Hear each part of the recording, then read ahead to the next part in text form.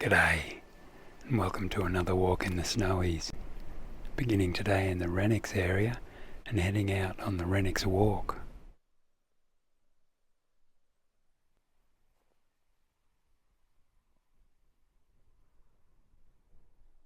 Just looking off to the left here, we can see the original line of the Kosciuszko road as planned out by Mr. Rennix, and that leads up to a small parking area at Rennix Gap.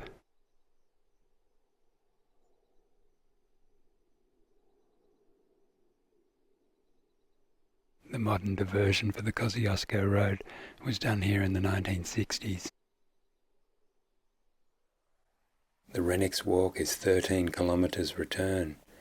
The route first crosses open snowgrass plains, then ascends to an undulating range top, eventually reaching a rocky high point and a telecommunications structure. I've never found this water source to be trustworthy, despite its issuing from a short catchment area.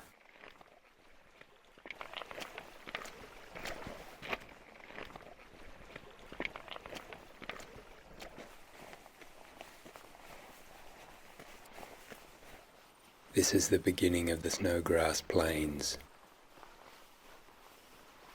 Sad postscript about Mr. Rennix is that apparently he was camping up here and a storm came through, caught a cold from it, ended up being pneumonia, and the poor fella passed away.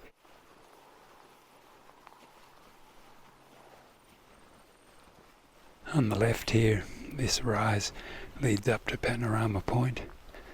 We're supposed to be able to get up there, but gee, the scrub looks pretty thick on this side.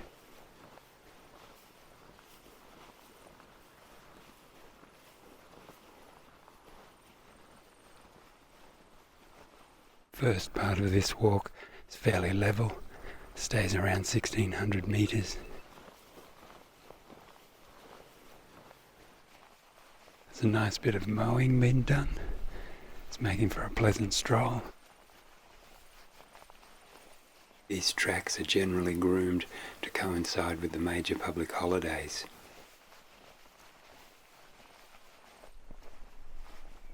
That rise beyond the road is the ridge to Andrews Lookout. Andrews Lookout is on the northern end of the Ram's Head Range.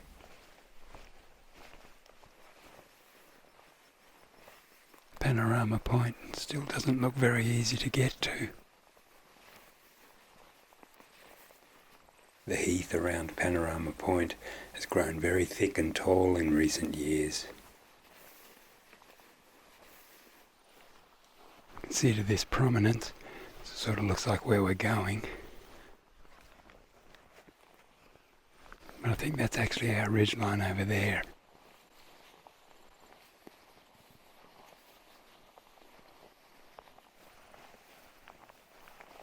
Solid. National Park staff have been working out this way with cage traps to capture feral pigs.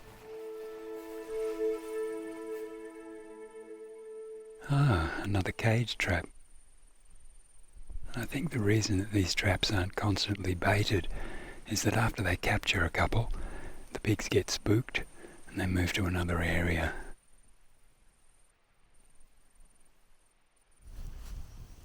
Looks like they got some. Excellent.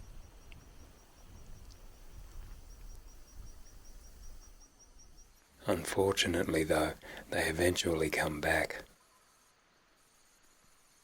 Feral pigs are much stronger than domestic pigs because they spend a lot of time digging for roots and tubers. I'll kick some back in.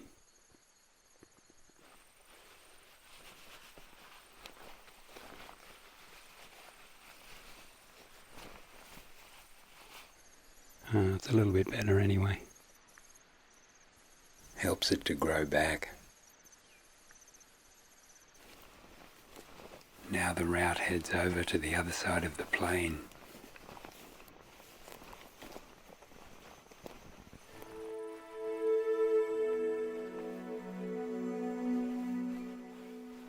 This looks like one of the peat bogs on the Rennix Walk. These are part of the first succession of vegetation that takes hold after a cold spell has thawed. Basically, sphagnum moss grows in areas that are really badly drained, and it breaks down over thousands of years, creating the peat bog. Sphagnum moss can absorb nutrients through its cells, so it doesn't need roots. It takes a long time to break down to peat, which accumulates at a rate of 1 millimetre per year.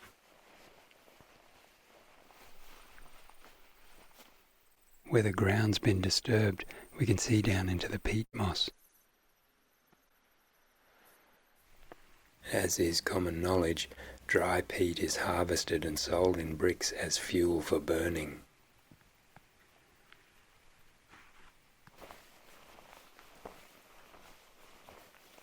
Looks like we're going to ascend onto the ridge here. As I said, this walk's fairly level, 1600 metres. The high point is 1670 metres. From here, the route begins to ascend to the first of two range tops. Initially, we pass through a few undulations.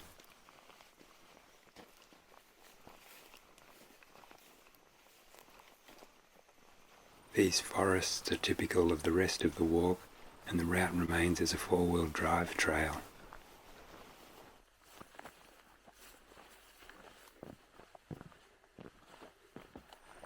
A short ascent and then a long one gets us to the top of the ridge. Not far now.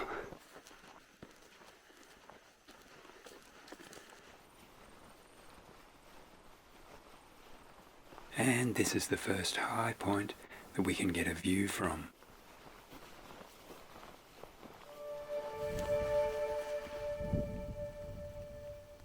So here's the outcrop, although the views aren't great off this first one because there's too many trees in the way.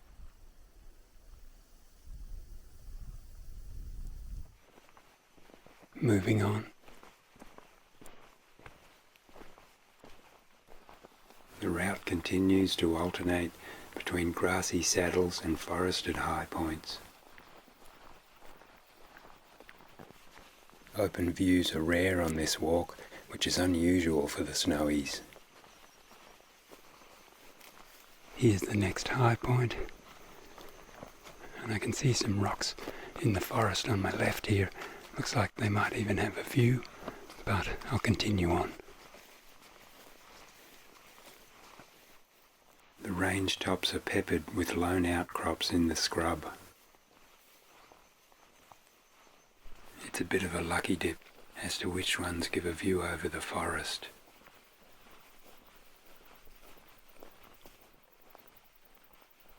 More low-lying boggy areas. Next is the steep ascent to the second range top. Another boggy crossing, heading up to this ridgeline here. This second range top runs adjacent to the Snowy River Valley. And then down to the other end of it. The telecommunications structure is beyond this high point. This ascent is short but steep.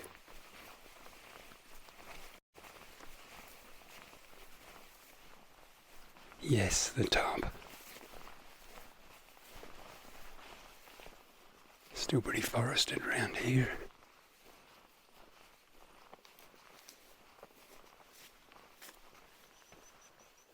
Another outcrop, this one with a trig.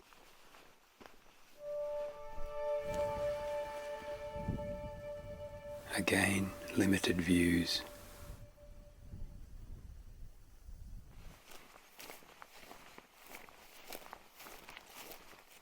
I've read that it's possible for off-track bushwalkers to continue along this ridge down to the Snowy River.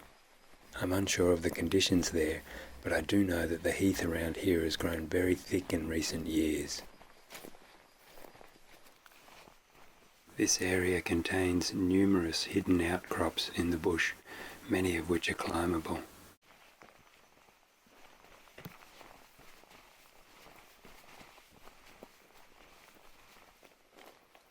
And now approaching this final rocky outcrop.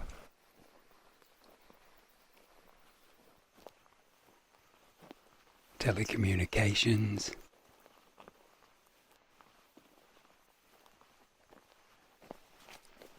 This main track winds around behind the structure.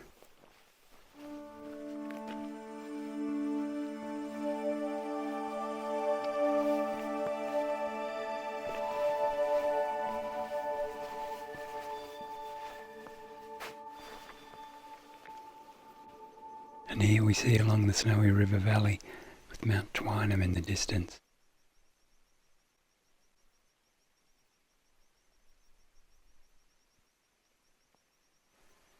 Island Bend Dam down there.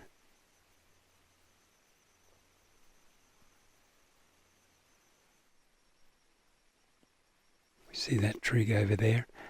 That's the outcrop I spoke of, but it's actually quite tricky to get up onto that. Have a look at this image.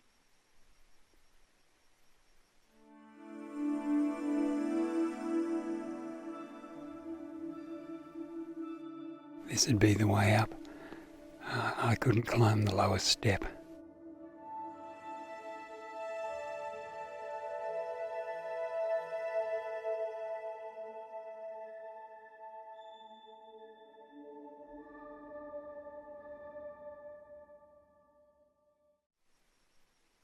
And it's quite heathy over there as well, so it's not even straightforward to get to.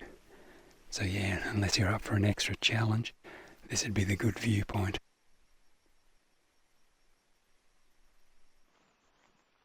I don't think this large plate does anything anymore. There's no wires going onto it.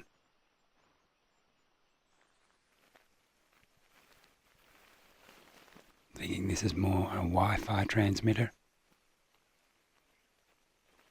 That would explain why we get signal at Island Bend now.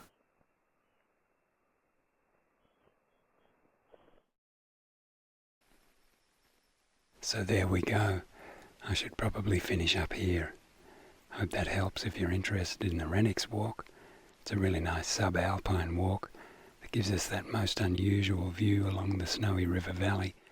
Excellent stuff. As I said, I should sign out here. Adios.